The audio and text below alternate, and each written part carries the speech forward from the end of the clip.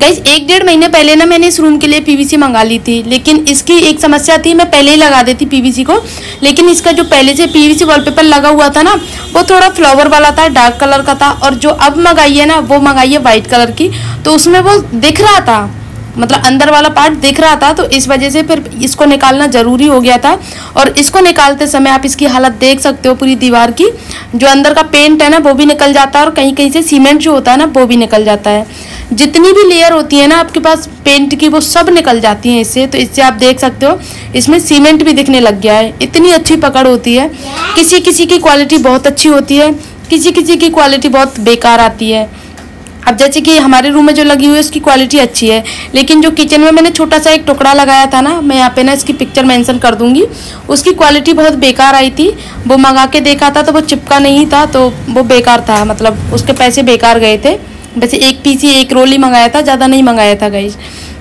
और अब ये जो मंगाया है ना, ये जो मेरे रूम में लगाया है वही मंगाया है सेम। तो इसके लिए पहले इसको निकालना ज़रूरी था, तो मैं और हर्षित दोनों ही इसको निकाल रहे हैं, और बहुत मुश्किल से निकल रही है गाइस, क्योंकि एक एक छोटे छोटे टुकड़े हो गए थे ना, तो इस वजह से। और ये जो दीवार है ना प्लेन नहीं है, प्लेन से मेरा मतलब है कहीं मतलब ऊंची नीची है, क्योंकि इसमें पहले कोई अलमारी बनी हुई थी इस तरफ, और फिर वो उसको बंद करवा के दीवार मतलब अलमारी को तब सीमेंट हुआ है, तो इस वजह से थोड़ा सा खुरदरापन या फिर कहीं से मोटी कहीं से पतली कुछ ऐसी लेयर है इसमें।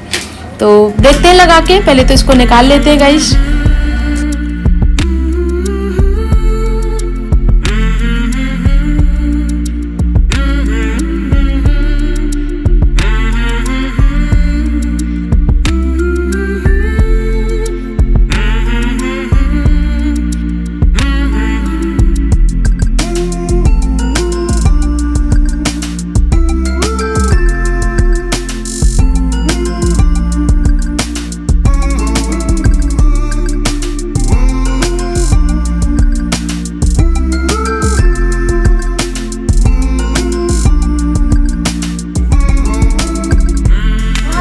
जितना मेरे से हो पाया था उतना मैंने कर दिया है, और ये सारा कुछ अभी इसमें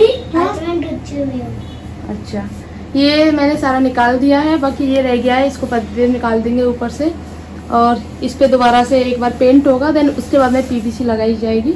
और रूम की हालत कुछ ऐसी हो गई है, और अपनी तो मैं दिखा नहीं सकती अपनी हालत कैसी हो गई है।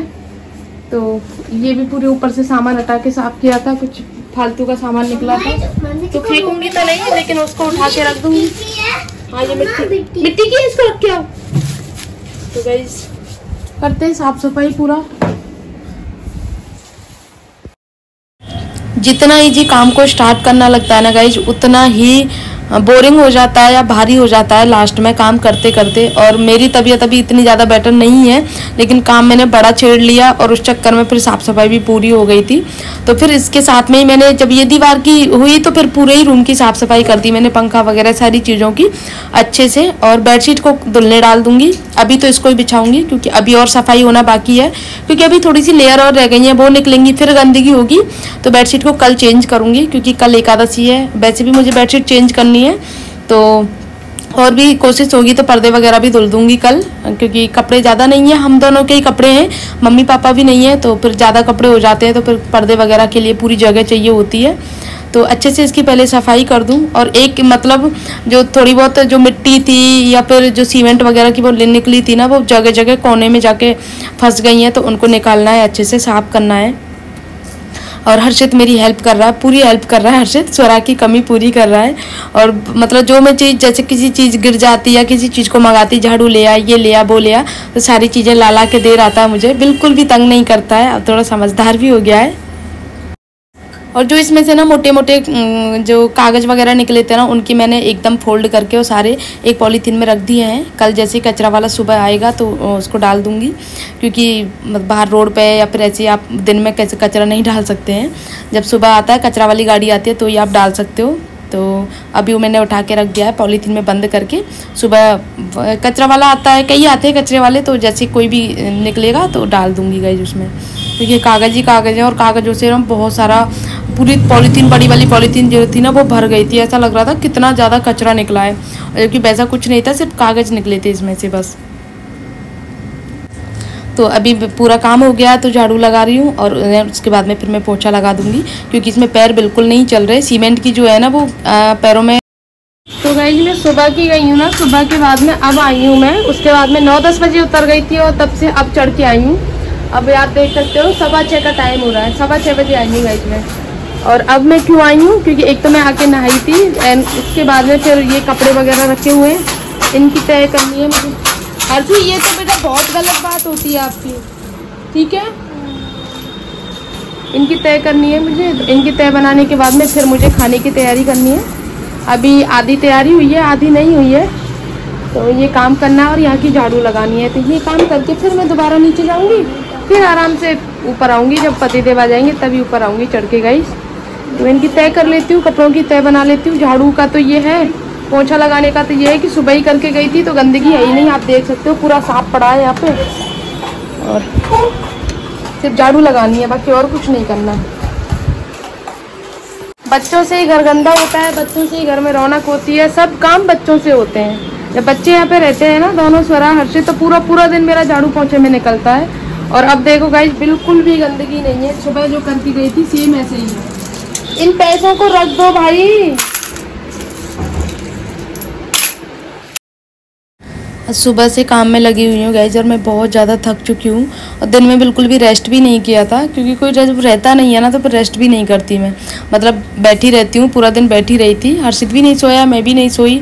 और जब सब लोग रहते हैं तो फिर थोड़ा सा ये रहता है कि यार टाइम नहीं मिलता सोने के लिए, दिन में रेस्ट करने के लिए। तो मेरे साथ दोनों ही तरह की समस्याएँ हैं। तो जब मैं पतिदेव को बोलती हूँ, जब कहते हैं कि तेरी तो पता ही नहीं क्या क्या माया है, जब तुझे आराम करने की मतलब टाइम मिलता है तो तू करती नहीं है, और जब नहीं मिलता है तो कहती है मुझे आराम नहीं मिलता है।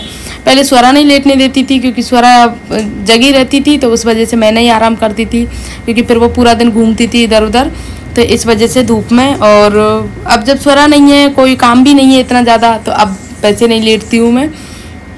तो ये है। और अभी तो फिर मुझे सारा काम ख़त्म हो जाएगा ना, फिर मुझे डॉक्टर के पास में भी जाना है, क्योंकि इंजेक्शन वगैरह लगेंगे, तो वो इंजेक्शन लगवाने भी जाना है।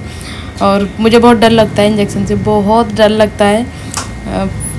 मतलब पता नहीं है, डर बीच में ख़त्म भी हो गया था डर, क्योंकि जब बच्चे हुए थे उस टाइम पे प्रेगनेंसी टाइम जाता तो मेरे बहुत सारे इंजेक्शन लगते थे, क्योंकि मैं बहुत ज़्यादा तबीयत ख़राब रहती थी मेरी उस टाइम पे। जब स्वरा के टाइम में प्रेग्नेंट थी ना, उस टाइम पे मेरी बहुत ज़्यादा तबीयत ख़राब रहती थी। लाइक यूँ समझ लो कि ड्रिप लगाने के लिए जगह नहीं बचती थी, इतनी ड्रिप लगती थी, इतने इंजेक्शन्स लगते थे पूरे टाइम। और फिर बिल्कुल ही डर ख़त्म हो गया था, दर्द भी नहीं होता था, क्योंकि एक अति होती है ना दर्द सहने की, वो ख़त्म हो गई थी। और फिर दोबारा से अब मेरी तबीयत ख़राब हुई है तो फिर मुझे डर लगने लग गया है इंजेक्शन से, बहुत डर लगता है गाइज मुझे। अब वो लगवाने जाना है, अब जो है वो तो करवाना ही पड़ेगा। फिर टेस्टिंग वगैरह भी हुई थी। तो वही सारी तैयारी हो गई है, अभी बनानी है मुझे दाल मखनी। तो उसके लिए मैंने ना यहाँ पे ले लिया है घी, और चाहे तो आप जो सॉल्ट वाला बटर आता है वो भी यूज कर सकते हो।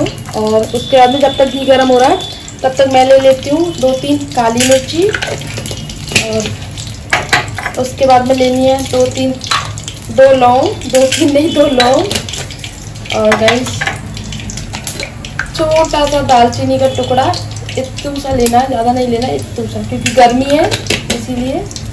और 2 तेज़पात के पत्ते गाइस। तो ये सारी चीज़ें हो गई हैं, अब इसको ऐड कर देते हैं, रख दो। यहाँ से हटाओ, यहाँ से हटाओ। बहुत अच्छा था।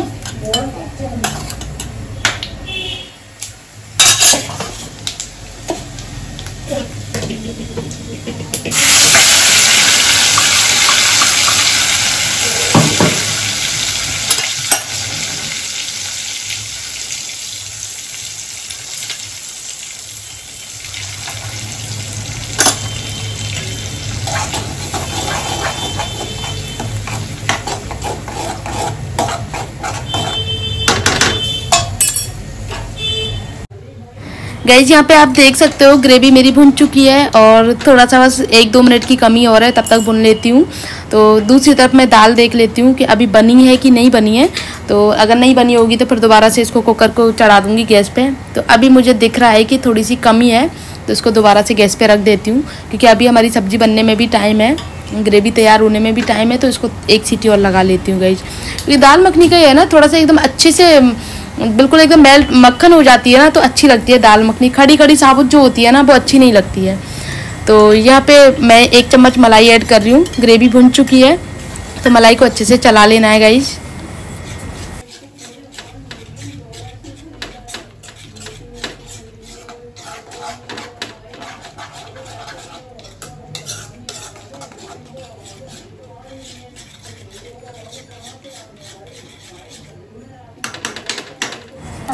तो मलाई भी पक चुकी है अच्छे से गाइज। तो इसको कर देती हूँ गैस को बंद। जैसे दाल मखनी बन जाएगी तो इसमें मैं ऐड कर दूंगी गाइज। तो इस तरह से हमारी दाल मखनी बनके तैयार हो जाएगी।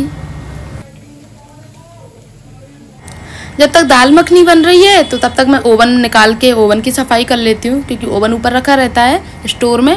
और वैसे कॉकरोच तो नहीं है, लेकिन फिर भी बंद रखी हुई चीज़ों को एक बार साफ़ करना ही होता है। तो इसको निकाल के पहले साफ़ कर लेती हूँ सारी चीज़ों को।